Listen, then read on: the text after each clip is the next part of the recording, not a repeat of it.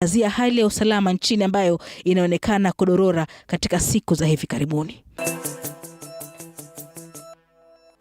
Na mimi ni Mwanaisha Chizuga na mwenzangu wa lugha ya ishara ni Semiloi. Moja kwa moja katika taarifa yetu kuu ni kwamba kiongozi wa mashtaka katika mahakama ya jinai ya ICC nchini Hague, Karim Khan, amesema kuwa ataendelea kushughulikia kesi zinazokiuka haki za kibinadamu. Kwenye mahojiano ya kipekee na TV47, Karim Khan pia amezungumzia suala la hivi majuzi ambapo upande wa Azimio ulitishia kuandikia barua ICC kutokana na mauaji yaliyoshuhudiwa kwenye maandamano. Mahojiano hayo yatakujia mwendo wa saa 2:30 katika saa za hapa nchini. Lakini kwanza wacha nikupe kionjo tu. So assalamu alaikum is peace upon you, and the other person will say peace be upon you too. How can a religion whose name, whose greeting, and at the end of every prayer is salam, be a religion of hatred? So I felt I couldn't be in my comfort in my home, in one of my homes. I have to be there in Baghdad or in Mosul or in Sinjar with the Yazidis who have suffered so much, or with the Christians that have suffered so much, or with the Shia that have suffered so much. So we see this extremism is metastasizing like a cancer into the lymphatic system. I'm also investigating the Islamic State, Khorasan and Taliban. On a scale, they're also affiliates. They have the same ideology that your worth is defined by your religion, whether you, not even if you pray towards Kaaba, Qibla, but are you the right kind of Muslim? You look at the Sahel region, you look at Mali, you look at Niger, you look at West Africa, how ISIS is moving. In West Africa, look at Boko Haram, who did the allegiance to Baghdadi, the so-called caliph, the false caliph of the Islamic State. And look at Al-Shabaab, and you look at Islamic State even next door in Somalia. So we have to find common partnerships again. We need to work together, with all member states of the United Nations, with all state parties of the ICC, with regional organizations, and think imaginatively. Einstein said, insanity is doing the same thing over and over again and expecting a different result. Na George Maringa atakuletea mahojiano hayo moja kwa moja kupitia runinga yako ya TV47. Tukirudi humu nchini, muungano wa mawakili LSK umewasilisha maombi yao kwa mahakama kuu nchini wakitaka kuzuiwa utekelezaji wa sheria ya fedha ya mwaka 2023. Mawakili hao wanaitaka mahakama kutoa amri kwa sheria hii ya fedha ni kinyume ya sheria. Haya yanajiri kufuatia notisi kutoka kwenye mamlaka ya kukusanya ushuru ikitangaza kuwa watatoza kodi ya nyumba iliyoratibiwa kwenye sheria hii wakianza na mwezi wa Julai. Vuta ni kuvute kuhusu sheria ya fedha ya mwaka 2023 inazidi kujitokeza kufuatia utekelezaji wake. Muungano wa mawakili nchini LSK umewasilisha ombi lao mahakamani kusitisha utekelezaji huo kwa madai kuwa unatishia maslahi ya kiuchumi ya Wakenya. Hivyo basi uamuzi wa mamlaka ya kukusanya ushuru nchini KRA kuchapisha katika gazeti rasmi kuwa watakusanya kodi ya nyumba kuanzia mwezi wa Julai si halali, kwani mahakama ilikuwa imesitisha utekelezaji wa sheria hii wakati huo. From the 1st of July, there were court orders that stopped the implementation of the fund. And so therefore, considering that this is a levy that is collected on salaries from the period of 1st of July have already been paid. Katika ombi lao LSK wametaja kuwa KRA haikufuata taratibu inayostahili ikiwemo sheria hii ya fedha kutofikishwa mbele ya spika wa Seneti. Miongoni mwa mambo mengine ambayo LSK inapinga ni kutozwa kodi za mpango wa mradi wa nyumba ambayo inawalazimu mwajiri na mwajiriwa kuchangia 1.5%. LSK inasema kuwa serikali inakosea kwa kuwalazimisha wananchi kuchangia mpango huu kwa lazima, ilhali wengi wanakumbana na hali ngumu ya uchumi. LSK sasa inaitaka mahakama kuu kusitisha uamuzi wa mamlaka ya kukusanya ushuru na kuitaja kuwa kinyume na sheria. Sheila Chelangat, runinga ya TV47, Nairobi. Shirika la Amnesty International, chama cha madaktari na chama cha wanasheria wametoa ripoti ya pamoja kuhusu maandamano katika kaunti za Kisumu na Kisii kuanzia tarehe 19 hadi 21 Julai mwaka huu. Ripoti hiyo inafichua kuwa katika awamu 3 za maandamano hayo dhidi ya serikali yaliyoshuhudiwa nchini, takriban watu 24 waliuawa na 41 kujeruhiwa kufuatia makabiliano na huduma za kitaifa ya polisi katika kaunti za Nyanza na Magharibi. Kwa zaidi ya miezi mitatu sasa, nchi imeshuhudia maandamano kadhaa ya kupinga serikali ambayo yamegharimu machozi, jasho na damu. Across the 3 cycles of protest, we have documented at least 24 cases of death and 41 people experienced serious injuries, and this is just across Nyanza and Western counties. Sasa kulingana na ripoti hiyo, vifo vingi vilirekodiwa Kondele na Nyamasaria, huku waathiriwa wengi wakiwa kati ya umri wa miaka 17 hadi 38 na wanaume kwa wingi. The team found 16 survivors recovering in various hospitals, and 11 bodies were in morgues in Kisumu. Some of the victims were picked from their homes by the police, especially within Nyamasaria area.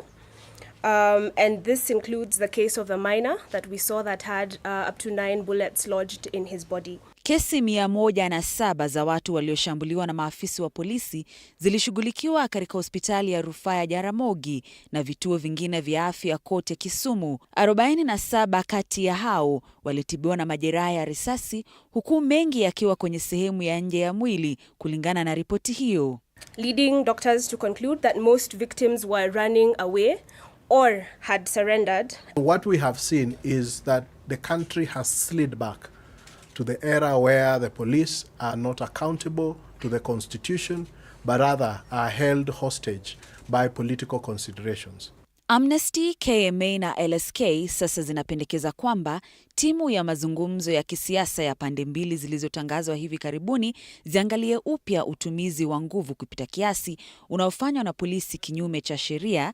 Zinataka pia kuanzishwa kwa tume tofauti ya uchunguzi ya bunge kuchunguza maagizo waliopewa maafisa wa polisi. Pia wanaitaka mamlaka huru ya uangalizi wa polisi IPOA kukamilisha uchunguzi wake pamoja na kuachiliwa mara moja kwa watu wote ambao wamekaa rumande kwa zaidi ya saa 24 au hawajafunguliwa mashtaka. Grace Kuriakanja, TV47. Makaburi manne yamesemekana kugunduliwa katika kiwanja cha kanisa la Holy Ghost Coptic Church Kisumu linalosimamiwa na mhubiri John Pesa. Kikosi cha maafisa kutoka kitengo cha upelelezi DCI, ofisi ya mkurugenzi wa mashtaka ya umma ODPP na maafisa wa afya kutoka kaunti ya Kisumu waliyagundua makaburi hayo karibu na ukuta unaozingira kanisa hilo. Inasemekana kuwa zoezi hilo limefanyika baada ya maafisa kupata kibali kutoka kwa serikali baada ya ripoti kuibuka kuwa huenda kuna makaburi katika eneo hilo.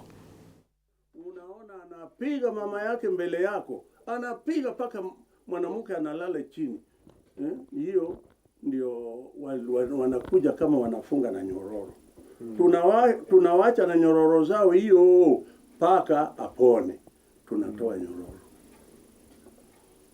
Ndugu zangu, ni kuongezea sisi kwa fitina ya dini, kwa maana pengine watu wa Coptic wanapata watu sana na dini zingine wanaporomoka. Kwa hivyo hata nyinyi ni watu.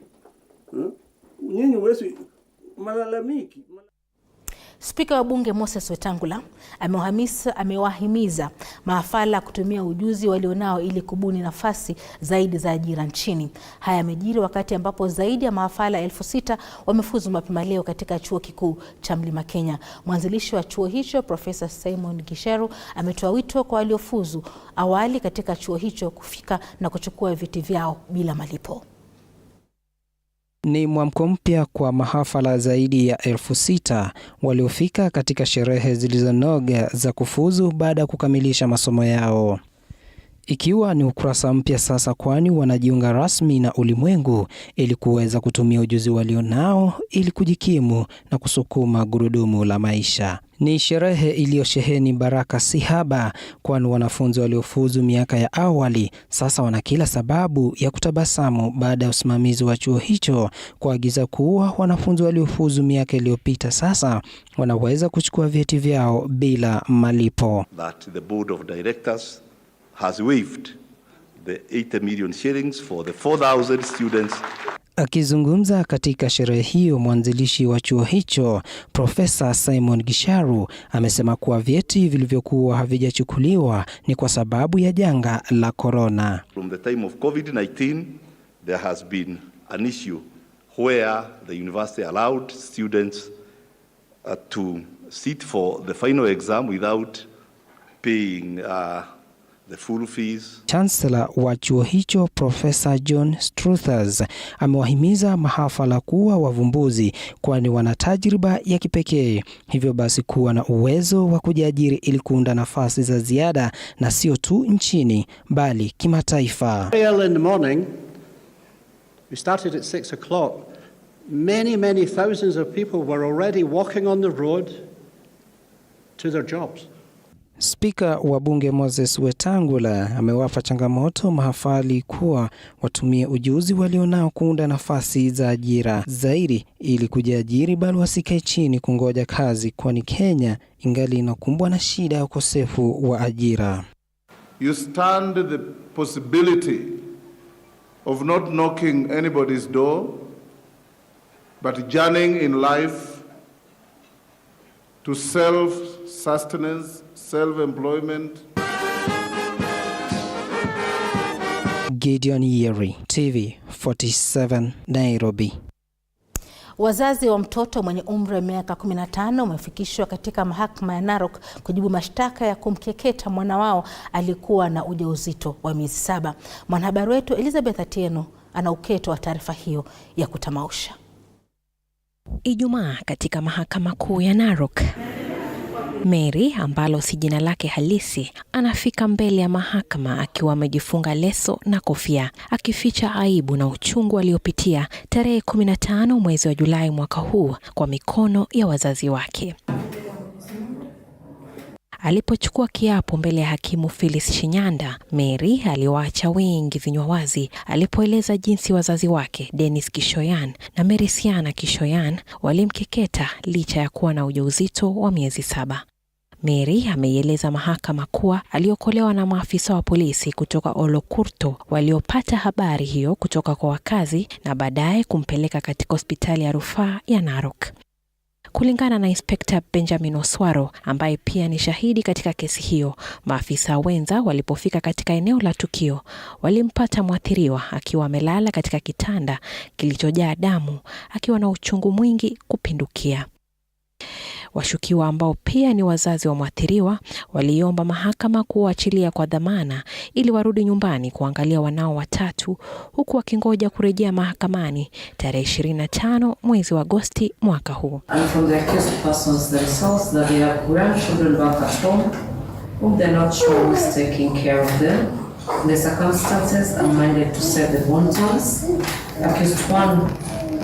To be released on a security bond of 100,000 or Kenya shillings 30,000 cash bail.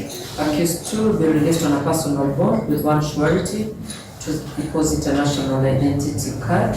Kwa sasa mwathiriwa anahifadhiwa katika kituo cha uokozi cha Tasaru. Elizabeth Atieno, TV47. Na wanasema unyama umetoka wanyama na kuingia binadamu. Shughuli ya ujenzi wa barabara ya Rongo Kisii imesimama kwa muda baada ya wakazi kugundua kuwepo kwa dhahabu katika mchanga uliochumbuliwa ili kutumika katika ujenzi wa barabara hiyo. Wakazi hao walifurika kwa wingi katika eneo hilo ili kuchimba dhahabu hiyo kama njia ya kujitafutia riziki. Eric Matika na taarifa hiyo. Kwa siku mbili zilizopita, mamia ya wakazi wamekita kambi katika eneo la Sakwa Kaskazini wakiwa na ndoo, jembe na vifaa vingine vya kuchimbia ili kuchukua dhahabu hiyo yenye thamani. Wananchi walienda huko wakaanza kuchimba penye wa China walijengea huko, alafu wengine wakaenda wakauza, wengine walipata 12,000, wengine wakapata 20,000. Wenye wanachimba ndio waligundua wakati walibeba hizo machanga wakamwaga, lakini wakati walikuwa wanamwaga kwa barabara ndio watu wakagundua mining hapa. Tumepata hiyo mchanga tukarogota, ndio tukakuja hapa tumejua ni gold. Sasa tumetest mawe, tumeona kama ni gold, sasa ndio tunatafuta juu tulikesha hapa. James Mageto, mhandisi wa mradi huo wa barabara inayojengwa na mamlaka ya barabara nchini, amesema hawajaweza kufanya kazi tangu wakazi hao wagundue dhahabu kwenye mchanga huo. When we started this road, we started with some areas of hard material. Therefore, we were filling hard materials, and these hard materials we are removing from a certain borrow pit, kilometer 32. Therefore, this hard material, it turned to be the gold. Therefore, there are some areas we get the gold, some areas there's no gold. Wakazi hao wameiomba serikali kutowazuia kuendelea na shughuli hiyo, kwani hiyo tu ndio nafasi walionayo ya kujitafutia riziki. Unaona jinsi wamama wamefurika hapa, wanaume wamefurika hapa, na hii ni baraka ya Mungu. Sasa tunawasihi kaunti yetu ya Migori, msifukuze watu hapa, watu watafute mali yao, kila mtu atafute riziki yake. Mradi huo ambao unafadhiliwa na Benki ya Dunia na serikali ya Kenya unatarajiwa kukamilika ifikapo Disemba mwaka 2024. Eric Matika, TV47, Nairobi. Wanasema Mungu akitaka kupa hakuandiki barua. Tunasubiri tuone Waziri Mvurya kama atafika eneo hilo haraka ili kutoa mwelekeo sahihi wa kujua vipi Wakenya watafaidika na dhahabu hiyo ambayo imepatikana. Kwingineko, Rais William Ruto hapo kesho ataanza ziara ya kikazi ya siku 3 eneo la Mlima Kenya, ziara ambayo ni ya kwanza tangu achaguliwe kama rais. Kulingana na msemaji wa Ikulu Hussein Mohamed, ziara hiyo ya rais itaanzia katika mtaa wa Githurai ambapo rais atazindua mradi wa maji na soko na maeneo mengine Mlima Kenya. Ziara rais itakamilika na mkutano wa viongozi katika ikulu ndogo ya Sagana, huku changamoto za ukulima wa kahawa, majani chai na maziwa zikimkabili rais, kama Apple Kamau anavyotuarifu.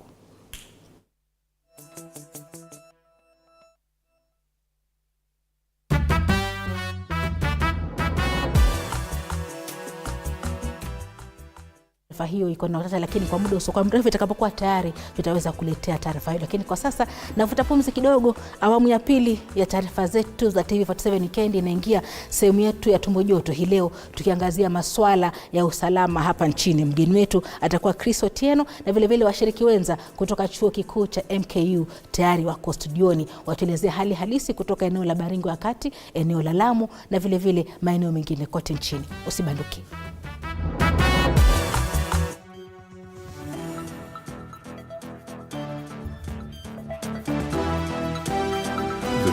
That matters the most is the one that hits close to home. When disasters strike, we are there. When the bullets are flying, we tell you who's shooting and why. Reporting on your victories, your health, your money, your security, your past, present, and future. We are interested in telling the stories of creativity, hard work, and resilience that you are known for. That is our job. This is my job. My name is Victor Moyakane, and it's my honor to bring you this news this way every Thursday night on the home of Untold Stories.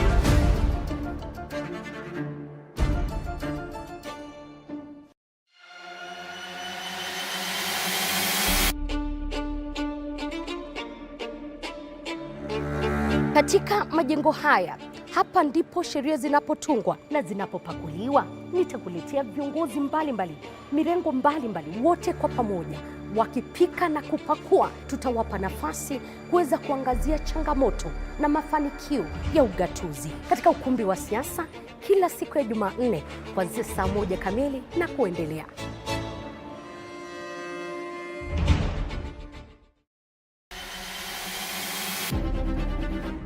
Toka eneo hili la Naivasha kwenye kaunti 032, gatuzi la Nakuru. Toka kaunti ya Elgeyo Marakwet, kaunti 028. Nikiripotia runinga ya TV47 kutoka kaunti ya Wajir, Nikiripotia TV47 kutoka kaunti ya Turkana. Kwa matukio yote yanayojiri katika kaunti hii 012. Kutoka kaunti nambari 1 kaunti ya Mombasa. Nikiripotia TV47 kutoka kaunti ya Lamu. Nikiripotia TV47 kutoka Kisii County. Nikiripotia TV47 kutoka kaunti ya Machakos. Kutoka kaunti hii ya Trans Nzoia. Kaunti 038. Kutoka gatuzi nambari 029 kaunti ya Nandi, chemichemi ya mabingwa. Nikiripotia TV47 kutoka kaunti ya Kakamega. Itakuwa nikiripotia runinga ya TV47 kutoka kaunti ya Bungoma. Jina langu ni Paula Munio. Willy Dennis Jiru. Fabian Kibet. Mimi ni Hashim Jimal. Mimi ni Kitio Mika Masai.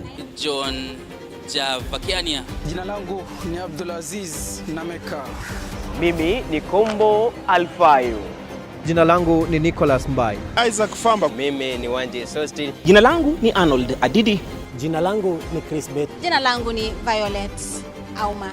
Na TV47 inapotamba, mimi Sheila Chelangat nitakuwa nikiripotia maswala yanayokuhusu wewe kila kuchao.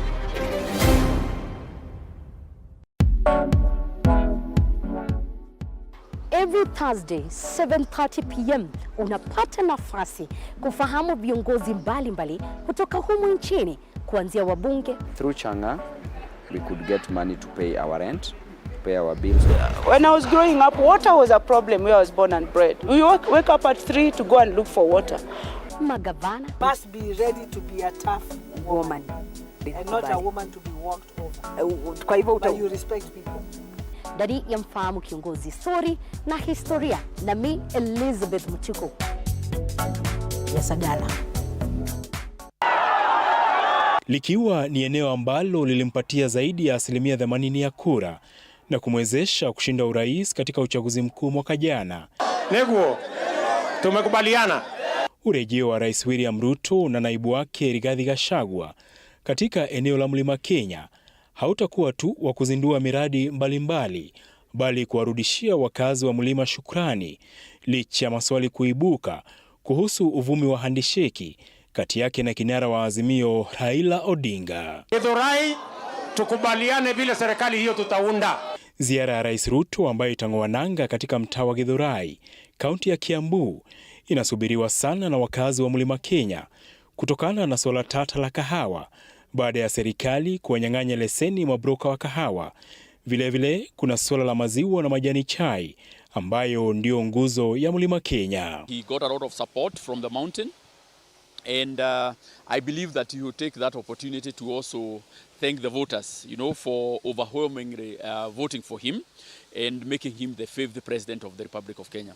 We in Jubilee, we support His Excellency the President, and we have stated it in the past that we support him as a matter of principle, because basically he is also building on the legacy projects that were done by the Jubilee government. He was part of Jubilee government, and we are always proud that he has decided to carry on the legacy of His Excellency Uhuru Muigai Kenyatta, the 4th president. Wafuasi wa naibu rais Rigathi Gachagua ambaye anajizatiti kuchukua uongozi wa Mlima Kenya kutoka kwa rais mstaafu Uhuru Kenyatta wamepinga handisheki, suala ambalo rais atakuwa makini kwani bado wanahitaji Mlima Kenya kwa uchaguzi mkuu wa mwaka 2027.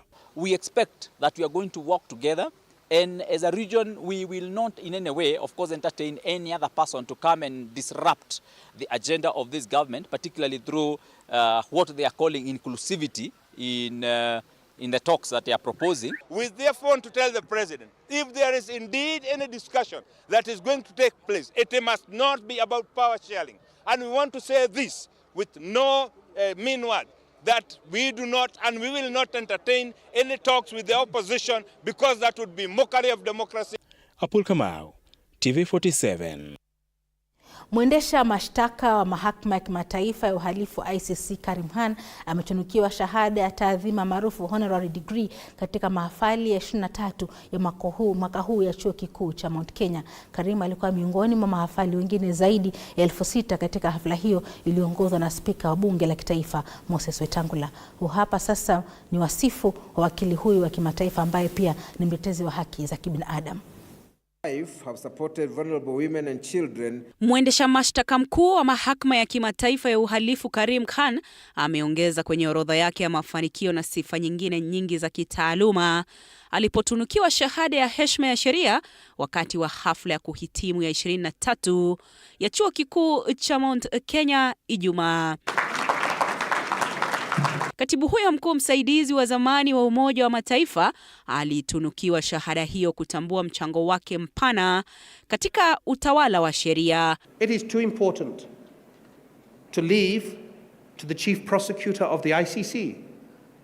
Justice is too important to leave to judges of the ICC. It is too important to leave to the judges or prosecutors or defense, even of Kenya. Justice is the God-given right of all of you. Am I right? Wakili huyo wa zaidi ya miaka 30 amekuwa mstari wa mbele kutetea elimu na uwezeshaji wa wanawake na wasichana katika ngazi ya jamii kupitia kazi zake za kimataifa za uhisani. Now, in the course of service, some people can earn money. Some people can, in the course of serving humanity, they can get fame. But without that service to others, we are empty carcasses. Wakili Karim Khan aligonga vichwa vya habari nchini Kenya alipomwakilisha Rais William Ruto katika mahakama ya kimataifa ya uhalifu ICC mwaka 2012. Karim amechapisha vitabu vingi kuhusu sheria ya kimataifa ya uhalifu na amechangia pakubwa katika kuleta mabadiliko ya jamii kwa kutoa usaidizi wa kielimu. Andrin Kilemi, TV47. Na basi hapo nakamilisha taarifa zetu kuu hii leo, lakini kwa muda usio mrefu mwenzangu Bahaj atakuwa anaingia studioni na taarifa za spoti. Bahaj, tunaendelea nini leo? Nakwambia katika michezo leo timu ya Tusker wameimarisha kikosi, lakini taarifa nzuri ni Dani Alves kutoka kulala sakafuni akapata mafanikio yote. Lakini balaa anakabiliwa na kesi na huenda akafungwa miaka 14. Uko tayari kuhamia Migori? Kuna dhahabu kule. Ule msemo kwamba bahati ya mwenzio usilalie mlango wazi, leo naipinga. Mimi wiki ijayo kuna rafiki yangu anaitwa Aziz, tuko pamoja Migori kutafuta dhahabu. Tutakuwa tunasubiri. Haya. Muje na mikoba. Hapo nitarudi na taarifa za michezo. Hello.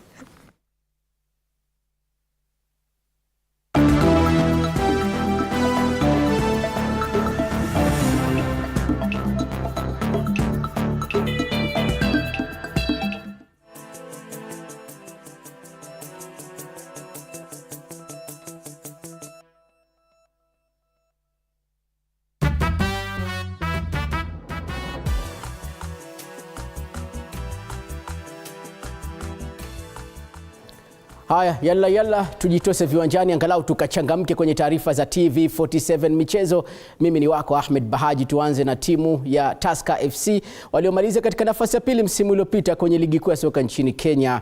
Wamesajili wachezaji 5 kuimarisha kikosi ili kutetea tena taji lililonyakuliwa na timu ya Gor Mahia. Hebu tuende tukaangalie mkufunzi wao na hao wachezaji waliosajiliwa wanatosha mboga. Haya, tukisubiri taarifa hiyo ya timu ya Tusker FC, hebu tumwangazie mwanariadha Mark Otieno ambaye anakimbia katika mbio za mita 100. Amerejea rasmi katika riadha za kimataifa baada ya shirikisho la kimataifa la IAAF kummalizia ile marufuku baada ya kumpata na dawa za kutitimua misuli. Mark Otieno anasema ni wakati wa kusahau yaliyopita na kuganga yajayo.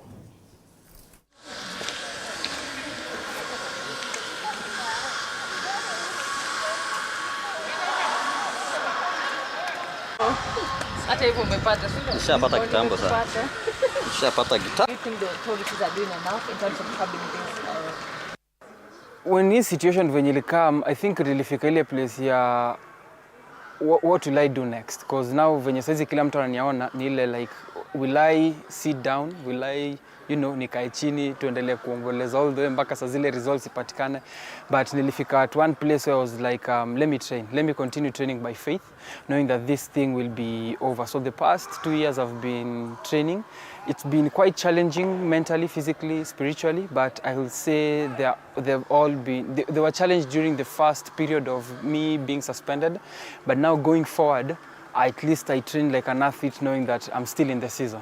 You know, of course, knowing that I can't participate, but I kept my hopes high, and I kept knowing that one day, at one point, that this thing will end. The things and the measures that need to be taken seriously, like, let me use my example because I've been there. When it comes to now supplement use, I believe now going forward, what I've learned for the past 2 years is something that we want to now educate the next athletes going forward, because I've seen right now they want to test, you know, and contamination, we always tell people it can happen to anyone, you know. So now going forward, whatever that I've learned now, it's a matter of now putting it now into education and educating other athletes not to fall into the same trap.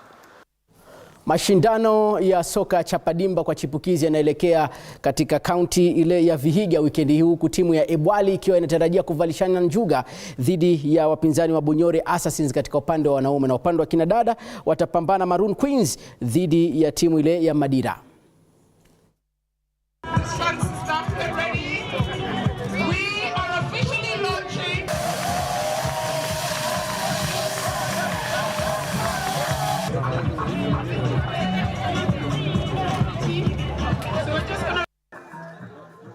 All right.